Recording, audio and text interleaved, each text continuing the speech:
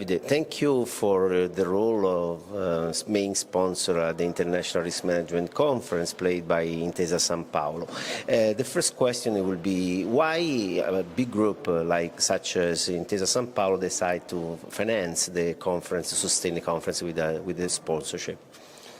Well, in Intesa Sanpaolo, and in particular in risk management, we believe that these initiatives are very important for fostering risk management and putting together academics, practitioners is a fantastic occasion for, let me say, building a more resilient risk management everywhere. So I believe that this initiative is clearly can contribute to improve risk management also in my bank, and that's why we are a strong believer of this conference. Thank you. Let's now go for more technical questions.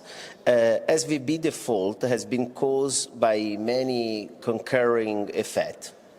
Let's forget for a moment the severe governance issue. Any lesson learned in the financial risk modeling? Sure. Clearly, in the last year, interest rate they had a very big move. In terms of volatility, we can compute 1 year standard deviation of more than 1 sigma. That is only comparable to the great financial crisis of 2008. So a big move generates, I should say, the necessity of reassessing the model assumption. That's why, in particular, the SVB crisis was, so let me say, a well-known risk factor, interest rate and liquidity, but the environment was completely new. So clearly, the modeling exposed, we can say, there was too much confidence on NII measure instead of fair value. There was an assumption of stability of deposits that we have seen were not stable. And clearly, this affected interest rate and liquidity. So, in a nutshell,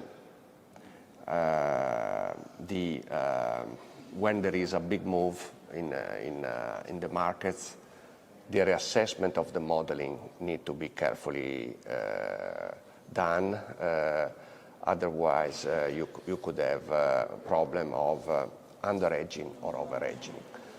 On this, just to conclude, I have to say that also in an ALM perspective, it's better to be under-hedged than over-hedged, because over-hedging can be, as SVB, can be a killer. The second question, in the SVB default, a crucial factor has been the speed of deposit withdrawal.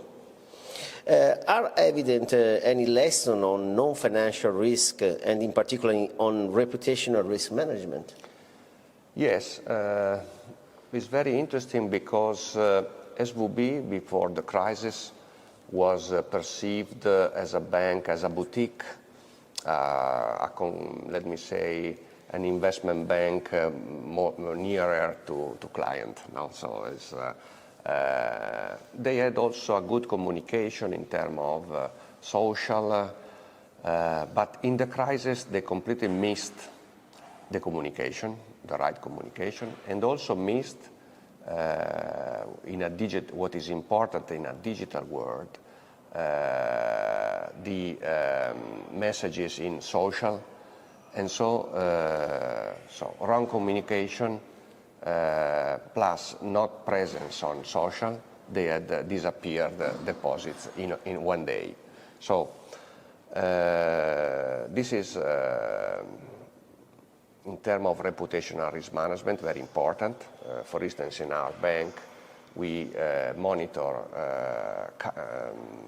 constantly what the name Intesa Sanpaolo, how is spread in social, if are positive, if are negative messages, and we have some protocols of communication in case there are negative news, also in the social.